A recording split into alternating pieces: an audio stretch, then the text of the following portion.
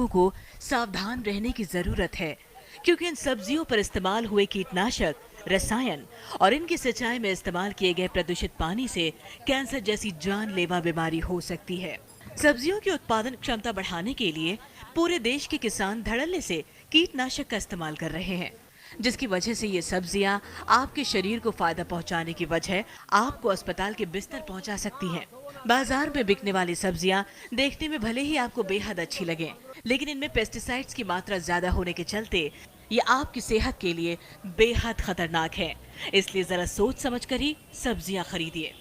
तो मैं ये कहना चाहूँगा, जब गर्मी की सब्जी हो तो गर्मी की खाएं, बरसात के मौसम में बरसात की सब्जी खाएं, मौसम में सर्दी की सब्जी खाएं। आप उल्टा ना सोचें कि गर्मी के मौसम में सर्दी की सब्जी खाऊं, बरसात के मौसम में दूसरी सब्जी खाऊं, क्योंकि अगर ऐसा सोचते हैं तो उसमें दवाई का प्रयोग ज़्यादा हो सकता है। दूसरी एक और बात, जब भी आप बाजार में सब्जी लेने जाएं तो चमकने वाली सब्जी को ना खरीदें। जैसे गोभी अगर सफ़ेद चमक रही है तो उसमें चांसेस ये हैं कि उसके पास स्प्रे ज़्यादा हुए हैं। बैंगन चमक रहा है तो चांसेस ये हैं स्प्रे ज़्यादा हुए हैं। और दूसरी एक और बात मैं आपको बता दूं, अगर एक दो कीट लगा हुआ है उस सब्जी को खरीदने से बिल्कुल ना डरें। आप ये मान के चलें वो कीट के लिए हानिकारक नहीं है तो आपके लिए भी हानिकारक नहीं है।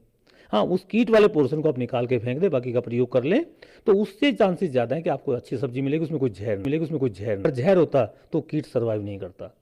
आपको बता दें कि सब्जियों में कीटनाशकों का इस्तेमाल उस वक्त से ही शुरू हो जाता है जब वो बीज की अवस्था में होती है।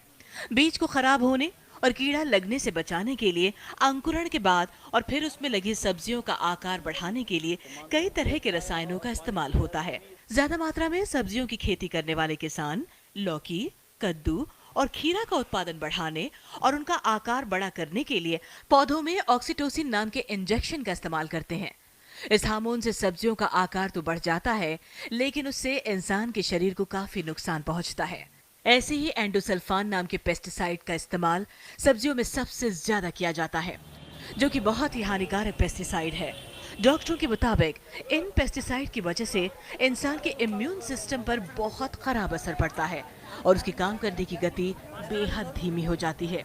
बच्चों में ग्रोथ स्टॉप हो जाती है, उनके जो हार्मोन्स हैं वो सिक्रीट होने कम हो जाते हैं। बड़ों में देखूं तो बड़ों में ये हमारे किडनी को ख़राब कर सकता है, हमारे लीवर को ख़राब कर सकता है और सबसे बड़ी बात कि हमारे अल्सर्स बनाता है। इसके अंदर ऑर्गेनोफॉस्फोरस कंपाउंड्स होते हैं जो हम जब खाते हैं तो इसके अंदर हमारे अल्सर्स बन जाते हैं और जोड़ों में दर्द हो सकता है, चलने में आपको तकलीफ हो सकती है। मतलब शरीर का कोई ऐसा हिस्सा नहीं है जिसमें वो प्रॉब्लम ना क्रिएट कर सके ये जो पेस्टिसाइड्स हैं।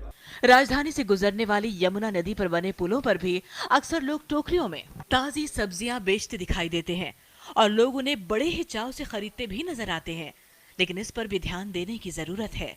यमुना के किनारे उगाई जाने वाली इन सब्जियों की सिंचाई के लिए जिस पानी का इस्तेमाल किया जाता है वो कितना प्रदूषित होता है।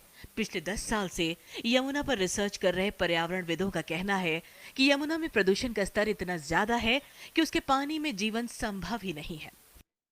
आपको बता दें कि राजधानी दिल्ली में यमुना में करीब 17 नाले गिरते हैं, जो हर रोज करीब लाखों लीटर गंदा और दूषित पानी यमुना में डालते हैं।